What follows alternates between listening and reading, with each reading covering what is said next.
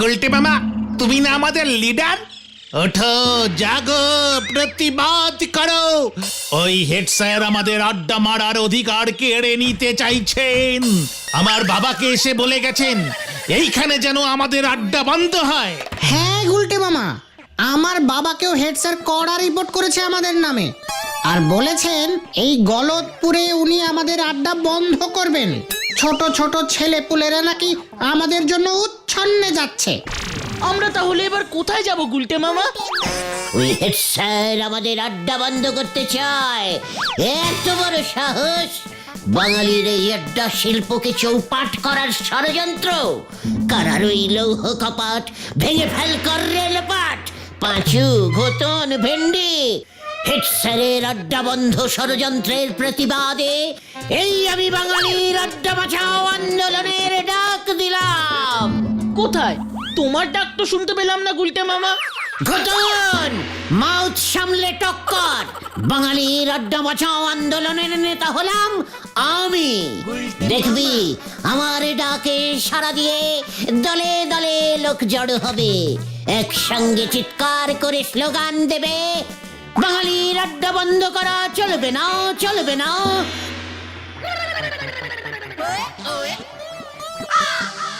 কিরে, তোরা বলবি তো নাকি? চলবে না, চলবে না। বাঙালির আড্ডা চলছে, চলবে, চলছে, চলবে। এই তো এই তো তোরা শিখে গেলি। ব্যাস, দেখবি এবার কি হয়। কি হবে গুলটে মামা? হাজার হাজার লোকের মিছিল এগিয়ে চলবে হেড স্যারের ওই স্কুল বাড়ির উদ্দেশ্যে। সামনে আমি, গলায় ফুলের মালা, দুপাশে তোরা। উফ, কি দৃশ্য! তারপর যদি বলহরি দারোগা চলে আসে, মিছিলে যোগ দিতে। মিছিল ভঙ্গ করতে, পুলিশ হারে রে রে রে রে রে রে করে লাঠি চার্জ করে। দিকে দিকে তোমার নাম ছড়িয়ে পড়বে গুলটে মামা। উফ, কি দারুণ হবে! পরের দিন খবরের কাগজে তোমার ছবি বেরোবে গুলটে মামা। লেখা থাকবে বাঙালির আড্ডা বাঁচাও আন্দোলনের নেতা গ্রেপ্তার, গ্রেপ্তার, গ্রেপ্তার। মানে তাই বুঝি? মানে আন্দোলন শুরুতেই এত ছড়িয়ে দিয়ে লাভ নেই, বুঝলি? আসলে ওই হেড স্যার তো একা মানুষ, তার বিরুদ্ধে খামোকা এত মানুষকে জড়ো করা বুদ্ধিমানের কাজ হবে না। Planning change. প্ল্যান চেঞ্জ মানে আন্দোলন, মিছিল এসব হবে না? নো, নো মানে না। আমি মুখ টু মুখ লড়বো। মুখ টু মানে তুমি হেড স্যারের সঙ্গে ফেস টু ফেস লড়বে? কিভাবে? ওরে গলদপুরের বলদ ছেলের দল, হেড স্যার আমাদের আড্ডা বন্ধ করতে চাইছে, আমরাও এবার হেড স্যারের আড্ডা বন্ধ করব। কিভাবে গুলটে মামা? হেড স্যারের একমাত্রম আড্ডাস্থলম কোথায়? হেড স্যারের আড্ডাস্থল নড়ার চায়ের দোকান। ওহে ভাইটুগন, কাছে আয়, শোন মাই প্ল্যানিং।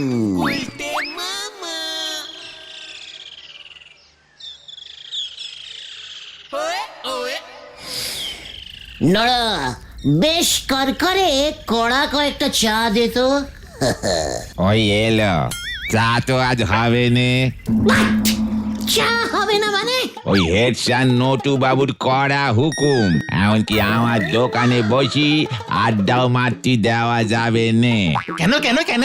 কারণ যে দোকানে হেড স্যারের মতো মানিগণ্যি লোক চা পান করেন, সেখানে তোমাদের গুলটে মামার মতন এমন নন্ড ভণ্ড নোকের জায়গা হতে পারে নে। আর যদি আমরা হেড স্যারের কথা না মানি? তাহলে ওই দারোগা বলো হরিবাবুরে দে, দোকান শুদ্ধ আমার জেলে পুজবে বলে দেছে। কি? মানে ছি ছি ছি ছি ছি, নারা, তুই শেষ পর্যন্ত ওই ফুটো দারোগা বলো হরিবাবুকে ভয় খেলি? কি তুমি দারোগা বাবুরে ফুটো বললে? তালি পারে তো তোমাদের চা তো আর দেবই নি। দারোগা বাবু যদি শোনে তুমি আমার দোকানে বসে তেনারে ফুটো দারোগা বলেছো, তালিপরি আমার সঙ্গে তোমারেও কিন্তু ওই গারদে ঢুকোই দেবে, এই তোমারে আমি বলে দিলুম। মানে বুঝলি পাঁচু, চল আজ আজ যাই, পরে আসবো। ও গুলটে মামা, তাহলে আমাদের প্ল্যানটা? মানে রাইট, কিন্তু ঘটনটা এখনো আসছে না কেন? কি এমন ফুসফুস করতেছ গো তোমরা? একে তো বিক্রি বার্তা কিছুটি নেই, তার উপর তোমরা এসে ঝামেলি করতেছ। নো ঝামেলা নরা, আমি স্বয়ং এই গুলটে চরণ গুহ থাকতে তোর কোনো চিন্তা নেই রে। চিন্তা নেই? চা খেয়ে তো জীবনে পয়সা করি দেওয়ার নাম করনি। এখনো পর্যন্ত 371 কাপ চায়ের দাম বাকি পড়ে আছে, চিনতে হবে নি আবার। টাকার বদলে আমি আজকে তোকে একটা অদ্ভুত জিনিস দেব রে নরা। কি অদ্ভুত জিনিস দেবে শুনি? বাঁশ? ওরে বাস না রে নরা, এই যে গুলটে মামা এনেছি। ও দে ঘটন, নরাকে আজ একটু নাড়িয়ে দি। এই নে নরা, আমি তোকে আমার অতি প্রিয় কেটলিটা চিরদিনের মতো দিয়ে দিলাম। আরে কি মুশকিল, তোমার কেটলি নে আমি কি করবো শুনি? আমার নিজেরই কত কেটলি আছে। ওরে নরা, তুই তোর কেটলি সরা, আজ থেকে তুই এই কেটলিতে চা কর, তোর ভাগ্য খুলে যাবে রে। কেন, ওটা কি ভাগ্যবতী কেটলি? আরে দূর, না রে নরা না, এটা হলো মেটলি সাহেবের কেটলি। কেটলি সাহেবের মেটলি? এই কি বললে? মেটলি সাহেব সে আবার কে? দেখ দেখ দেখ পাঁচু, দেখ নরা মেটলি সাহেবকেই চেনে না। মেটলি সাহেবই তো প্রথম তার এই কেটলিতে চা বানিয়ে সমগ্র পৃথিবীকে একেবারে তাক লাগিয়ে দেয়। ওরে সর্বনাশ, এ কি বলতেছো গো তুমি গুলছে বাবু? তাই এই মেটলি সাহেবের কেটলি তুমি কোথায় পেলে গো? ওরে আমার পরম প্রিয় নরারে, এক সময় আমি যে অনেক বছর মেটলি সাহেবের অ্যাসিস্ট্যান্ট ছিলাম। চা আবিষ্কার করবার জন্য মেটলি সাহেব গবেষণা করেই চলেছেন বুঝলি। আর আমি সারাদিন ধরে ঘুরে ঘুরে বাসক পাতা, শাক পাতা, ঘাস পাতা, হেলেঞ্চা পাতা, ঘেটু পাতা, সজনে পাতা, সে কত রকম পাতা জোগাড় করে এনে মেটলি সাহেবকে দিতাম। মেটলি সাহেব ওই পাতাগুলো এই কেটলিতে দিয়ে জল দিয়ে ফুটিয়ে চা বানানোর চেষ্টা করতেন। কি ভীষণ চেষ্টা, কি ভীষণ চেষ্টা, কিন্তু কিছুতেই চা তৈরি হচ্ছে না। আরে গুলটা একটু সামলে দাও না ভাই। গুল নামে সমস্যাই ফুল। অবশেষে আমি একদিন ভোরবেলা যখন কেটলিতে জল ফুটিয়ে ফুটিয়ে ক্লান্ত হয়ে সারস সরোবরের ধারে ঠ্যাং চিতিয়ে শুয়েছিলাম, তখন ঘটল সেই অদ্ভুত ঘটনা। ভূত এসেছিল বুঝি? এই, এটা কে রে পাঁচু? আমি দেখলাম সারস সরোবরের মধ্যে থেকে উঠে এলেন এক দেবী। আমায় বললেন, শ্রীমান গুলটে, তুমি বুঝি জল ফুটিয়ে ফুটিয়ে ক্লান্ত? আমি দৌড়ে গিয়ে বললাম, হ্যাঁ দেবী, কি পাতা দিয়ে চা হবে বুঝতে পারছি না মা। অমনি উনি আমায় একটা সুন্দর ডিপ লাল রঙের একটা ফুল দিলেন। বলতেছি ওটা কি জবা ফুল? ব্যাস দিলা তো আমার ভাবটা নষ্ট করে। আশ্চর্য! ওরে গলদপুরের বলদ নরা, ওই সারস সরোবরের দেবী জবা ফুল কেন দিতে যাবে আমায়? ঠিক আছে ঠিক আছে, তালিপরি ওটা কি ফুল ছিল? দেখলি দেখলি পাঁচু, নরা সেই তখন থেকে সেই ফুলটার পেছনেই পড়ে আছে। আরে ওটা ছিল একটা স্বর্গীয়, যে মানে স্বর্গীয়, মানে স্বর্গীয় ফুল। বুঝতে পেরেছি, ওই ফুল দিয়েই এই কেটলিতে চা তৈরি হলো। ওরে নরা নরা, না না না, দেবীর কথা মতো ওই ফুলের মধ্যে যে বীজ ছিল সেই বীজ মেটলি সাহেবের বাড়ির উঠোনে ছড়িয়ে দিলাম। দুদিনের মধ্যে কচি কচি সবুজ সবুজ পাতাওয়ালা গাছ জন্মালো। অবাক কাণ্ড, 7 দিনের মধ্যে উঠোন ভর্তি ওই গাছের বাগান হয়ে গেল বুঝলি। তারপর ওই গাছের পাতা দিয়ে ওই ওই কেটলিতে ফেলে দুধ জল চিনি দিয়ে ভালো করে ফুটিয়ে কাপে ঢালতেই কি সুন্দর গন্ধ বেরোলো, তৈরি হয়ে গেল চা। আর বসতে পারছি না রে, আমি এখন যাই, পরে এসে পয়সা দেবো। যাক কেলো, উনি তো তোমার গপ্প শুনি আমার চায়ের দাম না দিয়ে চলে গেলেন, তাই কেটলি দিয়ে আমার কি লাভ হবে শুনি? ওরে গলদপুরের বলদ নড়া, যে কেটলিতে দেবীর আশীর্বাদ ধন্য পাতা দিয়ে চা তৈরি হয়েছে, অটোমেটিক কেটলিটাতেও দেবীর আশীর্বাদ লেগে রয়েছে রে পাগলা। সেই থেকে ওই কেটলিতে চা তৈরি করলে আর চা পাতাই লাগে না। শুধু জল দিয়ে ফুটলেই ফুরফুর করে চা বেরিয়ে আসে। মা গো মা, এ কি বলতেছো গো গুলটে বাবু? চা পাতা ছাড়া চা? হ্যাঁ, তাহলে আর বলছি কি, স্বয়ং ওই দেবীর আশীর্বাদ বুঝলি। ওই চা পাতার এত গুণ এই কেটলিতে ফুটেছে, তার স্বাদ গন্ধ এখনো যায়নি, নতুন করে আর চা পাতা দিতেই হচ্ছে না। মেটলি সাহেব তো তাই এত চা খেয়েছে, চা খেতে খেতেই পাটল তুলেছে। তারপর থেকেই এই কেটলি আমার কাছেই ছিল। আজ থেকে তোকে আমি দিলাম এই কেটলি। বলতেছো কি এই কেটলি আমার? আলবাত ইয়েস। তার মানে এখন থেকে চা পাতা ছাড়াই চা হবে? আমার তো খরচা কমে গেল গো। তোর হাতে এই কেটলির প্রথম চা হেড স্যারকেই খাওয়াস নরা, এটাই মেটলি সাহেবের শেষ ইচ্ছা ছিল রে, মনে থাকে যেন। চল রে পাঁচু, ঘোতন, ভেন্ডি, বিকেলে এসে রিপোর্টটা নিয়ে যাব।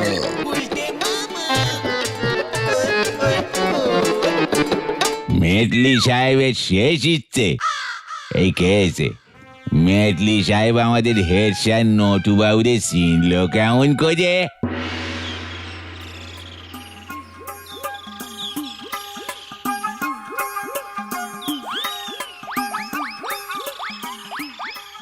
এই যে তুই আমাদের নড়ার ছেলে না? বল দেখি আমাদের রাজ্যে কোথায় চা পাওয়া যায়? ইয়ে মানে চা কোথায় পাওয়া যায়? চা কোথায় পাওয়া যায়? হত সারা, লজ্জা লাগে না?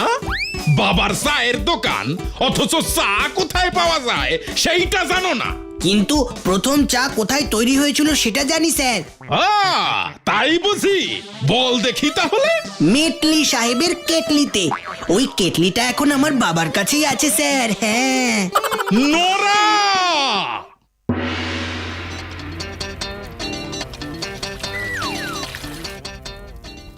মাথাটা ঠান্ডা করে একটু বসেন দেখি স্যার। এত মাথা গরম করলি কি চলে?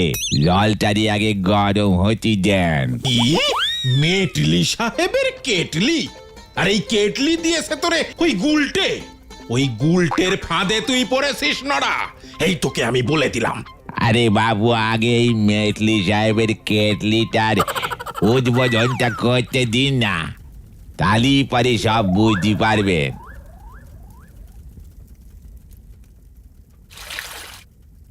এই দেখে, এই যে সাদা জল দিচ্ছি, বেরুলো লাল জল, ইয়ে মানে লাল চা।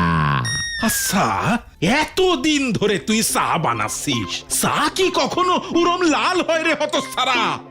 হয় না সে তো জানি, কিন্তু এ তো আমাদের সাধারণ চা নয়, ওই সারস সরোবরের দেবীর লাল ফুলের চা বাবু। লাল তো হবেই। আপনি একটিবার খেয়ে দেখেন না বাবু। ইয়ে মানে নড়া, এই চায়ের জন্য তুই কি পয়সা নিবি?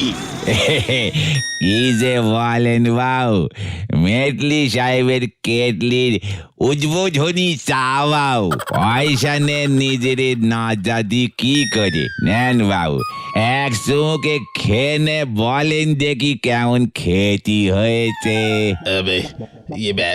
এত করে যখন বলছিস দে তখন।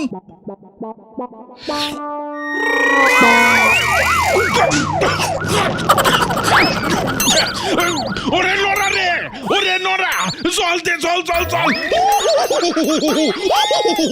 কি ঝাল, কি ঝাল, কি ঝাল, ওরে বাবারে, ওরে বাবারে,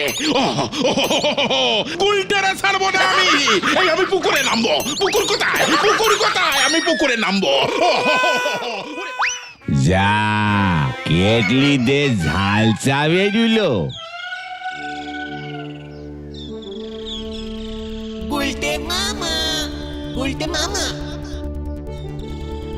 তুমি এত চিন্তা করো না গুলটে মামা, তুমি দেখো ভেন্ডি এখনই সুখবর নিয়ে চলে আসবে। পাঁচু ঠিকই বলেছে গুলটে মামা, আমি তোমার কথা মতোই গুনে গুনে 15 চামচ গুঁড়ো লঙ্কা কেটলির ভিতরে ছড়িয়ে রেখেছিলাম। নারাদা যদি ঢাকনা খুলে কেটলির ভিতরটা দেখে তাহলেই তো আমাদের প্ল্যানিংটা ধরে ফেলবে। সেটাই কি চিন্তা করছো তুমি গুলটে মামা? সে চিন্তা অল্প অল্প আমার যে হচ্ছে না তা নয়, তবে নড়া তো গলদপুরের বড় বলদ, তাই ওসব চিন্তা মাথা থেকে বের করে দে পাঁচু। সব কাজেই অল্প বিস্তার ঝুঁকি থাকে, এটা ভুলে যাস না। বেশি ঝুঁকি নিতে গিয়ে আবার আমরা নিজেরাই ঝেঁকে না যাই গুলটে মামা। গুলটে মামা, কেক গন্ডগোল হয়ে গেছে। কেন কেন কি হয়েছে? তোমার ওই ঝাল চা খেয়ে হেড স্যারের মাথায় আগুন ধরে গেছে। পুকুরে নাকি 50-60 বার ডুব দিয়েছে।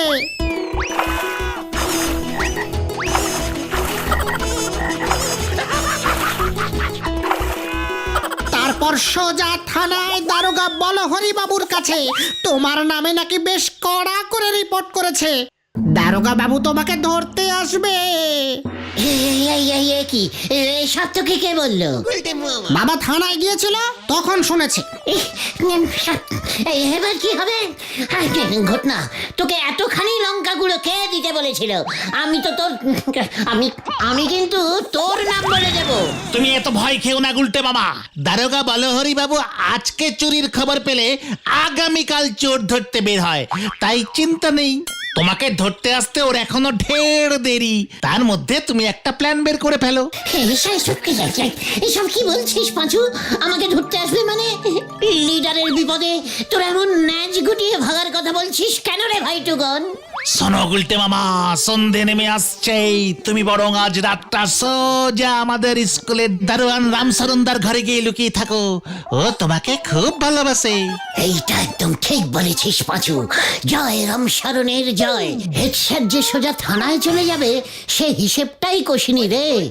তবে আমি ডাইরেক্ট স্কুল যাব না, আগে ভালো করে সন্ধে নামুক, তারপর রাতের অন্ধকারে টুক করে স্কুলে ঢুকে যাব। ততক্ষণ আমি এখানেই থাকবো, তোরা আমাকে পাহারা দিবি। গুরুকে বাঁচানোর গুরু দায়িত্ব তোদেরই নিতে হবে, এটাই আমার হুকুম।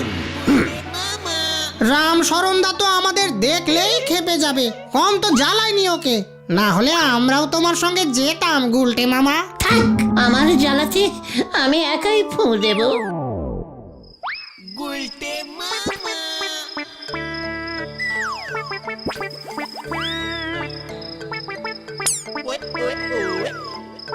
একই ওই ঘরে আলো জ্বলছে কেন? রামশরণ কি ওই ঘরেই আছে?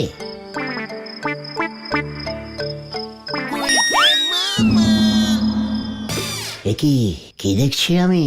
ওরে বাবা, হ্যাঁ আমি 5 গুনবো, তার মধ্যে লকারের চাবি চাই, নয়তো গুলি মেরে মাথার খুলি উড়িয়ে দেবো। 1 দিস ইজ মোক্ষম সুযোগ।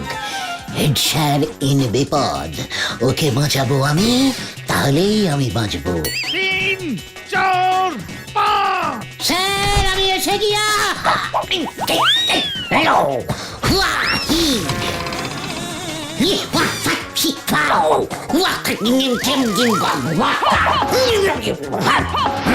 স্যার নো চিন্তা ডু ফুটি, আমি থাকতে আপনাকে কেউ কিচ্ছু করতে পারবে না। ইয়াহু!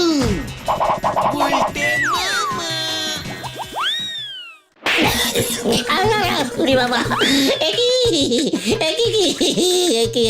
আমি কি করলাম স্যার? হত সারা উজবুক, স্কুলের অ্যানুয়াল প্রোগ্রামের নাটকের রিহার্সালটাও তুই ভন্ডুল করলি। সকালে তুই ঝাল চা খাইয়েছিস, আর এখন এই রাতে তুই এখানে এসে গন্ডগোল বাঁধালি। তো কেস ঘুরে গেছে।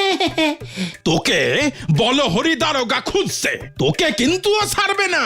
আমিও ছাড়বো না ওকে। চাচা, আপন প্রাণ বাঁচা, বাঁচাইয়ে, বাঁচাইয়ে, বাঁচাও, বাঁচাও, বাঁচাও।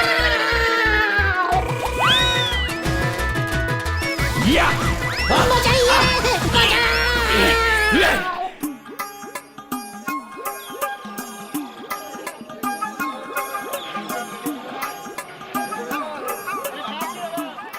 গুলটে মামা, এই দেখো তোমার মেটলি সাহেবের কেটলি নারাদা ফেরত দিয়ে দিয়েছে। কিন্তু হেড স্যারের ঝাল তো এখনো কমেনি রে ভাইটু। না গো, কমেছে। শুনলাম বলহরি দারোগাকে তোমার নামে যে নালিশ করেছিলেন, হেড স্যার সেই নালিশ ফিরিয়ে নিয়েছেন। এমনিতেই ওই লোকটার কাছে তুমি যা ধোলানি খেয়েছো সেটাই নাকি যথেষ্ট।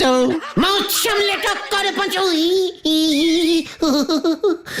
আমি ধোলানি খেয়েছি মানেটা কি? আমি তো ইচ্ছে করে ধোলানি ইয়ে খেয়েছি। ভুলে যাস না, লোকটা আমার পেছনে অনেকটা দৌড়েছিল, তার উপরে হেড স্যারের লোক।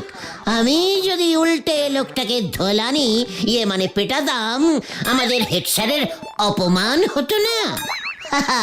যতই হোক, নটুবাবু তো আমাদের সকলেরই একদিন হেড স্যার ছিল রে, তার তো একটা সম্মান আছে নাকি? তাই তো আমি ও ও ও ও বাবা গো। জয় গুলটে মামার জয়। ওরে, এটা হলো গুলটের প্যাঁচ, এক ম্যাচেতেই সবাই হয় ঘ্যাচ।